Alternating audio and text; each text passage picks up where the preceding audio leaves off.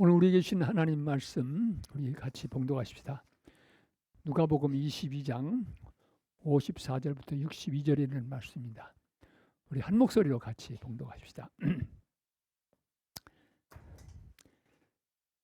그들은 베드로를 붙들어서 끌고 대제사장의 집으로 데리고 갔다. 그런데 베드로는 일찍 떨어져서 뒤따라 갔다. 사람들이 뜰 한가운데 불을 피워놓고 둘러 앉아 있는데 베드로도 그들 가운데 끼어앉아 있었다. 그때 한 하녀가 베드로가 불빛을 안고 있는 것을 보고 그를 빤히 노려보고 말하기를 이 사람도 그와 함께 있었어요 하였다. 그러나 베드로는 그것을 부인하여 말하기를 여보시오 나는 그를 모르오 하였다. 조금 뒤에 다른 사람이 베드로를 보고서 당신도 그들과 한패요 하고 말하였다. 그러나 베드로는 여보시오 나는 아니요 하고 말하였다. 그리고 1시간쯤 지났을 때 또 다른 사람이 강경하게 주장하기를 틀림없이 이 사람도 그와 함께 있었소. 이 사람은 갈릴리 사람이니까요 하니 베드로는 여보시오 나는 당신이 무슨 소리를 하는지 모르겠소 하고 말하였다. 베드로가 아직 말을 채 끝내기도 전에 곧 닭이 울었다. 주께서 돌아서서 베드로를 똑바로 보셨다.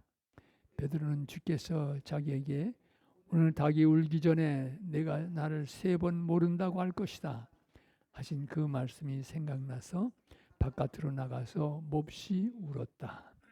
오늘 우리에게 주시는 하나님의 말씀입니다.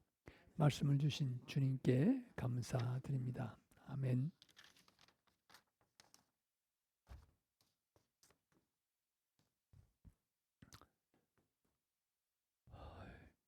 요즘 봄 날씨가 좀 변덕이 심한 것 같습니다.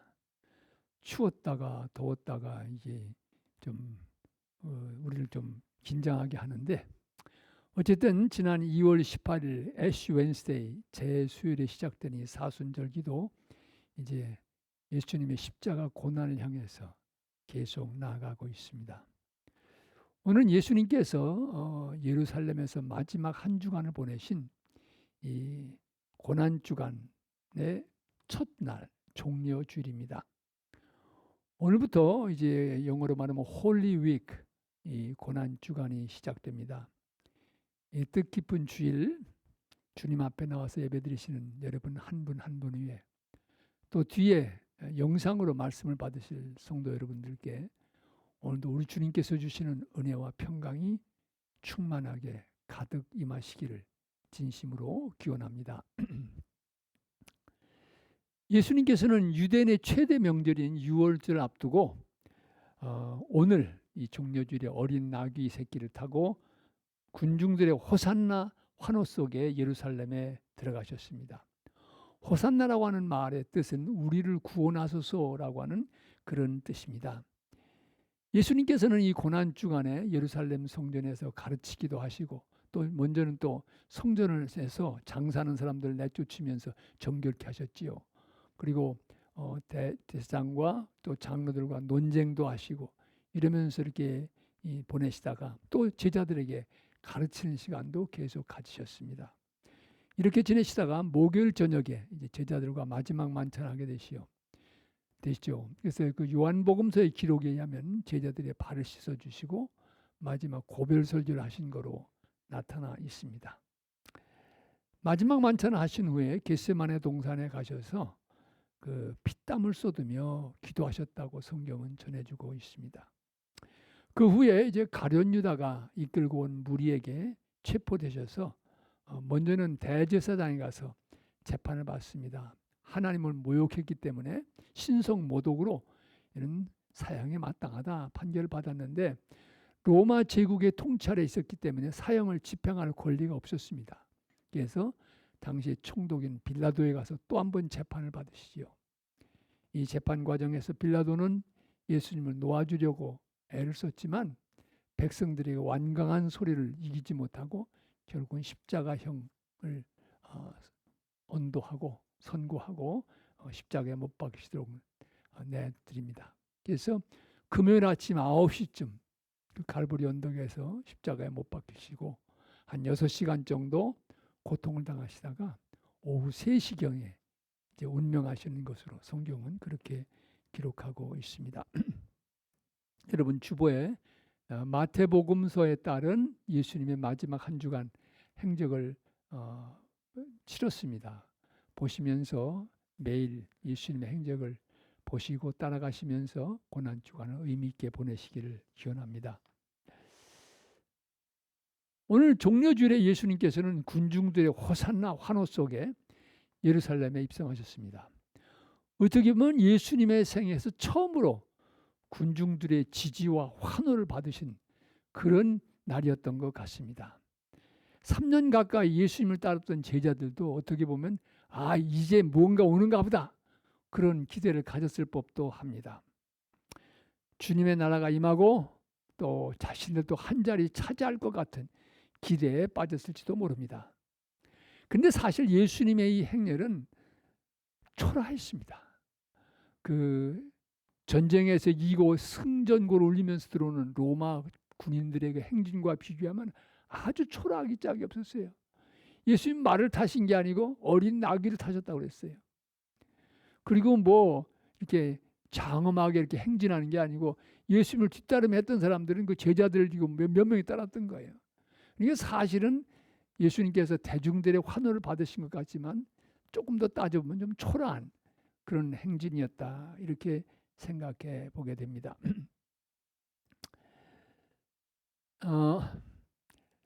그리고 이 예수님께 호산나 우리를 구원해 주셔 외치던 그 백성들은 한 주간도 못 되어서 그 예수님을 환영하던 함성이 부르짖던 함성이 예수님을 십자가에 못 박으라고 변덕스럽게 변화되는 모습을 우리는 성경에서 보게 됩니다.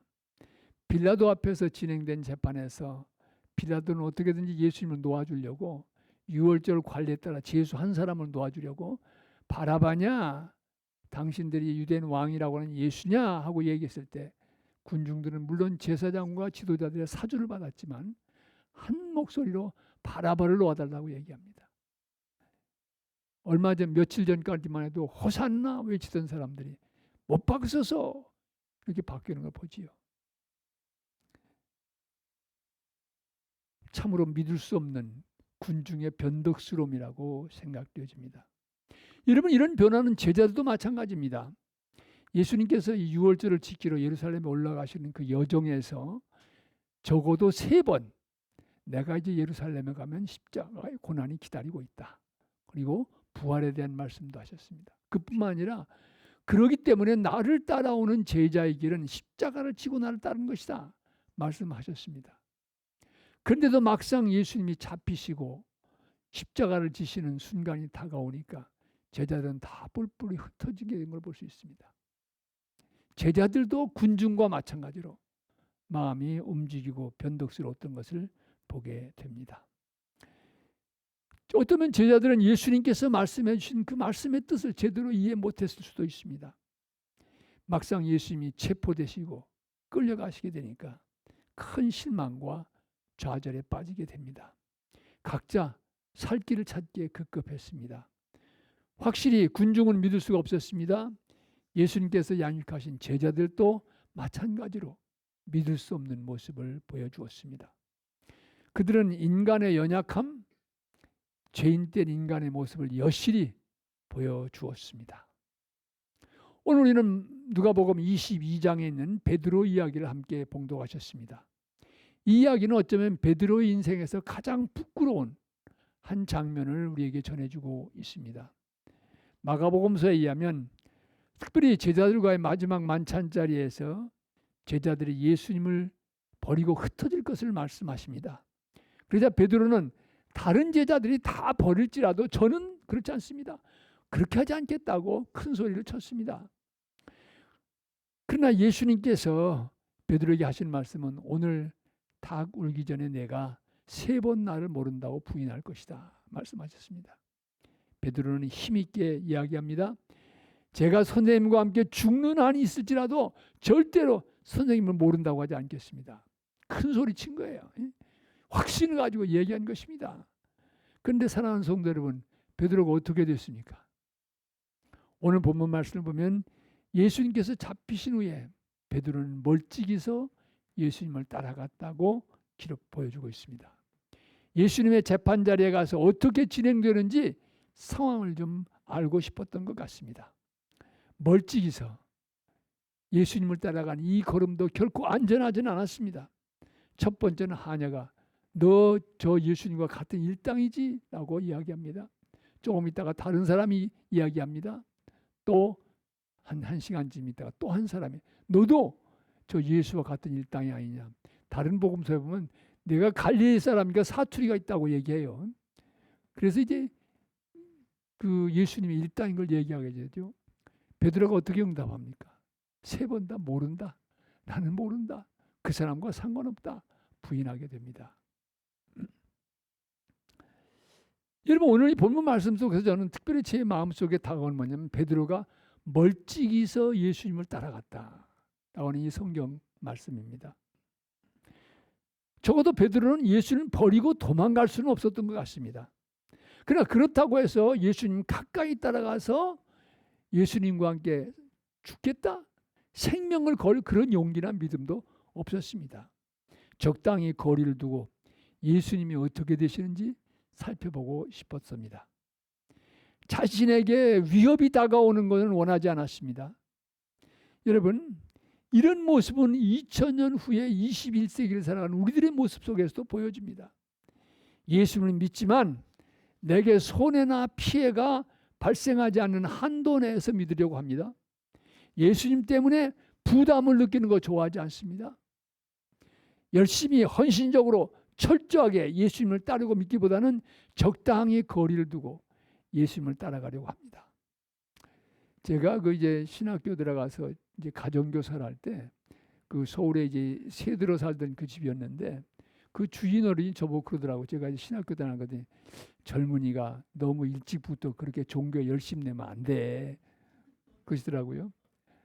그러니까 그분은 그래도 저를 생각해서 잘 생각하고 판단한 얘기였지만 신학교 갈 때 전 제가 내 인생이 왜 존재하고 하나님은 내가 어떻게 임했고 어떻게 살아야 되겠다. 그 결정하고 갔는데 그 어른은 너무 젊은이가 일찍부터 그렇게 빠지면 안 돼. 이 얘기하시더라고. 근데 여러분 예수를 믿어도 적당히 재면서 믿으려는 사람이 있어요. 너무 빠지면 안 돼. 너무 열심히 나면 안 돼. 이런 생각하는 사람들이 있는 것 같습니다. 멀찍이서 예수님을 따라가는 모습이지요. 중세기에 우리 신앙의 고전이라고 알려져 있는 토마스 아켄피스가 쓴 그리스도를 본받아라고 하는 그 책에 보면 이렇게 멀찍이서 예수님을 따라가는 사람의 믿음의 모습을 아주 정확하게 지적해 주고 있습니다. 작년에 제가 이 사순절 때 제자의 삶 설교하면서 한번 인용해 드린 적이 있는데 너무 좋아서 또 한번 여러분께 나누고 싶습니다. 예수님과 그의 나라를 사모하는 사람은 많지만 그의 십자가를 지르는 사람은 매우 적습니다. 주님의 위로를 원하는 사람은 많지만 주님과 함께 고난에 참여하는 사람은 매우 적습니다. 주님과 함께 잔치에 참여하는 사람은 많지만 주님과 함께 금식에 참여하는 사람은 매우 적습니다. 주님과 함께 떡을 나누기를 원하는 사람은 많지만 그와 함께 고난의 잔을 마시려는 사람은 많지 않습니다. 주님의 기적을 보고 감탄하는 사람은 많지만 주님과 함께 십자가의 수치를 감당하라는 사람은 매우 적습니다. 많은 사람들이 주님을 사랑합니다. 그러나 자신에게 어려움이 닥쳐오지 않을 때만 주님을 사랑합니다. 많은 사람들이 주님을 찬양합니다. 그러나 주님으로부터 위로와 복을 받을 때만 주님을 찬양합니다. 자신의 만족과 위로를 구하지 않고 오직 주님만을 위하여 주님만을 사랑하는 사람은 어떤 환난과 역경 속에서도 항상 주님을 찬양할 것입니다. 이러한 사람들은 비록 주님으로부터 아무런 복을 받지 못한다고 해도 변함없이 주님을 찬양하며 감사할 것입니다. 이렇게 순수하게 주님을 사랑하는 사람은 얼마나 아름다운가요? 그러나 아무런 보상도 바라지 않고 오로지 주님만을 사랑하고 섬기는 사람을 과연 어디에서 찾을 수 있겠습니까? 이건 중세기의 이야기야. 오늘 우리들의 이야기입니다. 주님 때문에 복을 받고 잘 된다고 할 때는 다 오지만 주님 때문에 손해보고 위험에 처하게 된다고 하면 많은 사람들이 주저하고 거리를 두는 걸 볼 수 있습니다. 멀찍이서 예수님을 따라가는 오늘 이 시대의 모습 아니겠습니까? 여러분, 예수님을 멀찍이서 따라갔던 베드로의 그 여정의 종착지가 뭡니까? 베드로는 예수님의 재판자리까지 멀찍이서 따라갔지만 결국은 예수님을 3번 모른다고 부인했습니다. 우리도 마찬가지입니다. 멀찍이서 예수님을 따라다가 보면 결국은 예수님을 부인하는 삶에 이르는 것을 보게 됩니다. 오늘 우리는 예수를 믿는다고 박해를 받는 것은 아니기 때문에 입술로는 열심히 예수님을 시인할지 모릅니다. 그러나 실제로 우리의 인생 속에서 매일의 삶 속에서 예수님을 부인할 때가 많습니다. 예수님을 믿기에 정직하게 살라고 하면 유혹이 찾아올 수 있습니다. 예수님 때문에 시간을 지혜롭게 쓰려고 하면 도전이 찾아올 수 있습니다. 예수님 때문에 미치게 되면 불평이 솟아날 수 있습니다. 예수님 때문에 좁은 길을 가려고 하면 세상 사람들의 비판을 받을 수 있습니다. 이 모든 것들이 두려워서 멀찍이서 예수님을 따라가면 결국 입술만의 순종을 벗어버리기가 어렵습니다. 입술로는 순종을 말하지만 삶으로는 예수님을 부인하는 그런 믿음의 여정에 빠지기 쉬운 것입니다. 그런데 성도 여러분, 베드로 이야기는 여기서 끝나지 않았습니다. 예수님을 3번 모른다고 부인했을 때 그는 주님과 눈이 마주치면서 주님께서 오늘 닭이 울기 전에 내가 3번 나를 모른다고 할 것이다 하신 그 말씀이 생각이 났습니다. 베드로는 밖에 나가서 비통하게 울었습니다. 그 전에 사용했던 개역성경 개정을 보면 밖에 나가서 심히 통곡했다 이렇게 기록하고 있습니다. 사랑하는 성도 여러분, 이 눈물이 중요합니다. 이 통곡의 눈물이 중요합니다. 회개의 눈물은 새로운 인생을 낳습니다. 사람이 망하는 것은 죄 때문에 망하는 것이 아니라 회개하지 않기 때문에, 회개의 눈물이 없기 때문에 망한다는 이야기가 있습니다. 맞는 말씀입니다. 어떤 죄악의 구덩이에 빠졌다 할지라도 회개의 눈물이 있으면 희망이 있습니다. 다시 시작할 수 있습니다. 여기서 우리는 베드로와 가룟 유다의 차이를 보게 됩니다. 가룟 유다도 가책을 느꼈습니다. 그래서 받은 은돈 30냥을 가지고 성전에 가서 반환합니다. 그러나 결국은 자살함으로써 자신의 인생을 마감하게 됩니다. 만일 유다에게도 통곡의 눈물이 있었다고 하면 어땠을까요? 어쩌면 그의 인생은 비극으로 끝나지 않았을 수도 있었을 것입니다. 베드로의 삶은 또한 통곡으로 끝나지 않았습니다.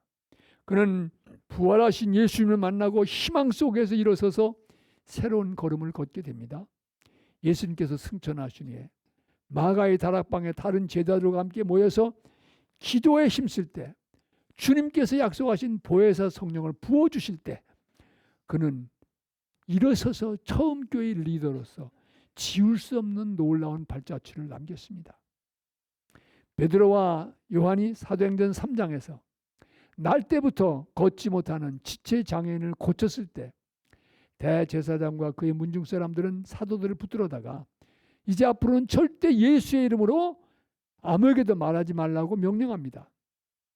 이때 베드로와 요한이 어떻게 대답합니까?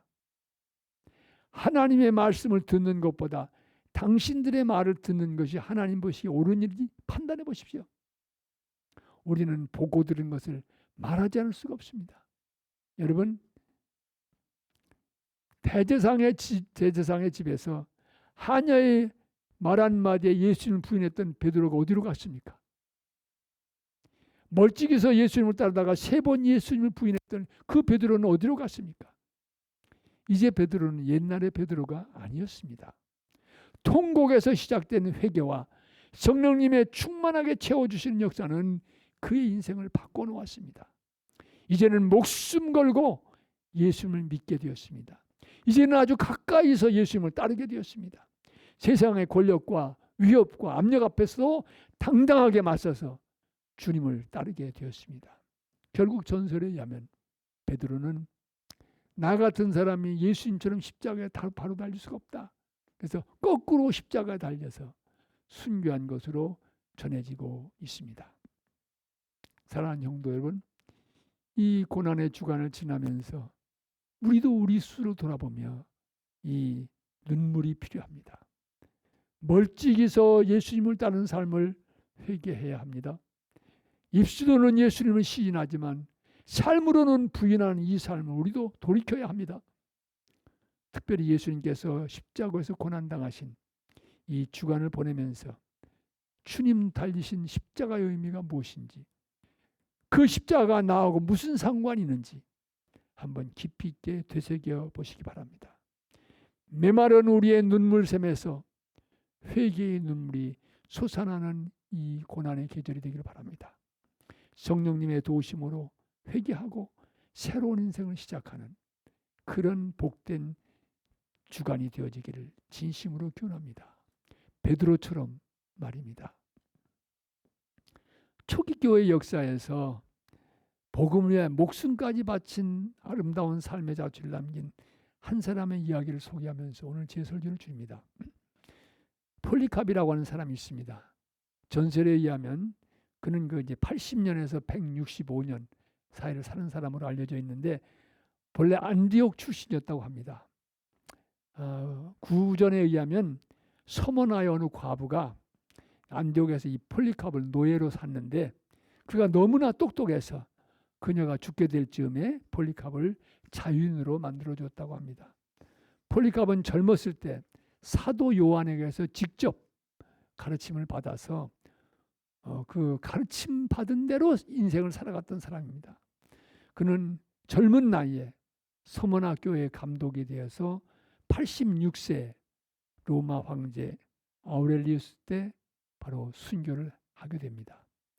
폴리캅은 믿음 생활이라고 하는 것은 주님께서 보여주신 그 길을 그대로 따라가는 것이다 보았습니다. 그는 고난과 순교도 제자의 길의 일부이며 우리는 그리스도의 고난에 동참해야 된다고 보았습니다. 당시 로마 황제 치하에서 그리스도는 무신론자라고 처벌받았어요. 왜 무신론자냐면 그들에게서 하나님을 믿는다고 하는 로마 황제든지 보이는 신상을 숭배해야 되거든요. 보이는 걸 숭배해야 되는데 예수쟁이들은 보이지 않는 하나님을 믿는 거예요. 그러니까 무신론자라고 해가지고 그리스도인들을 화형에 처하고 핍박한 것을 볼 수가 있습니다. 로마 당국은 황제 숭배를 하지 않던 폴리캅을 잡기 위해서 혈안이 되었습니다. 사람들은 폴리캅을 보호하기 위해서 피신을 권했지만 그가 피한 곳은 도시에서 멀지 않은 농가였습니다. 그는 그곳에서 습관대로 모든 사람과 세계의 교회들을 위해서 밤과 낮으로 기도를 했습니다. 이 숨어있던 농가로 수색하던 자들이 들이닥쳤습니다. 폴리캅은 더 이상 숨어있지 않고 그들을 따라 나섰습니다. 그는 자신이 머물던 작은 방에서 군사들을 맞이했는데 그때 하나님의 뜻이 이루어지다라고 이야기했습니다. 군사들은 폴리캅이 나이 많은 것 그리고 이 위협 앞에서 침착함에 대해서 매우 놀랐습니다. 이런 노인을 체포하러 왔나 해서 당황하기도 했습니다. 폴리캅은 그들에게 음식을 대접하고 잠깐 기도할 시간을 달라고 하고 모든 사람들과 세상의 모든 교회들을 위해서 간절히 기도했습니다. 체포되어서 형을 집행하는 로마의 집정관은 그를 처형장으로 끌고 갔습니다. 끌고 가기 전에 그는 폴리캅에게 황제는 주님이시다. Emperor is the Lord. 이 말 한마디만 하면 너 석방해 준다고 얘기했습니다. 그러나 당시 그리스도인들은 no, 황제가 로드가 아니고 Jesus Christ is the Lord. 그 믿음을 포기할 수 없었기 때문에 많이 화형을 당하고 죽어갔습니다. 폴리캅은 이 권유를 거절했습니다. 예수 그리스도만이 주님이시라는 믿음을 포기할 수 없었기 때문입니다. 폴리캅이 처형장에 들어섰을 때 하늘로부터 폴리캅아 힘을 내고 용감하라는 음성이 들렸다고 합니다. 그곳에 있던 그 형을 집행하는 사람은 폴리카브인 것을 확인하고 다시 예수 그리스도를 부인하라고 권면했습니다. 그가 황제의 신에게 맹세하고 그리스도를 모독한다고 하면 풀어주겠다고 얘기했습니다. 그러자 폴리카비 마지막으로 이 유명한 말을 남겼습니다. 나는 86년 동안 그분을 섬겼습니다. 주님께서는 나에게 한 번도 잘못하신 적이 없으십니다. 그런데 내가 어떻게 나를 구원하신 왕을 모독할 수 있겠습니까? 86 years I have served him. He has done me no wrong. How can I blaspheme my king who saved me? 나를 구원한 왕을 내가 어떻게 모욕할 수 있습니까? 86년 동안 그분은 나에게 한 가지도 잘못하신 적이 없습니다. 폴리카브는 끝까지 배교를 거부하고 결국은 화형에 처해졌습니다. 전설에 따르면 불을 붙였는데 불이 폴리카브를 피해갔다는 거예요. 그래서 화형이 안 되는 거예요. 그래서 할 수 없이 병사들이 나중에는 칼로 찔러서 형을 집행했다는 이야기가 전해지고 있습니다. 그는 초기에 교회의 초기 역사에서 예수님을 가까이서 따라갔던 사람으로 아름다운 믿음의 모습을 후손들에게 남겨주었습니다. 사랑하는 성도 여러분, 21세기를 살아가는 우리들은 어떻습니까? 오늘 나는 어떻습니까? 혹시 멀찍이서 예수님을 따르고 있지는 않습니까? 적당히 거리를 두고 예수님을 따라가고 있지는 않습니까? 이 고난주간은 우리 스스로 돌아보는 주간입니다. 주님의 사랑 앞에서 또 한 번 돌이키는 주간입니다. 멀찍이 따르던 삶에서 가까이서 바짝 예수님을 따라하는 우리 모두가 되어지기를 진심으로 기원합니다. 우리 찬송가 439장 우리 같이 불편하지 않으면 일어나서 부르십시다.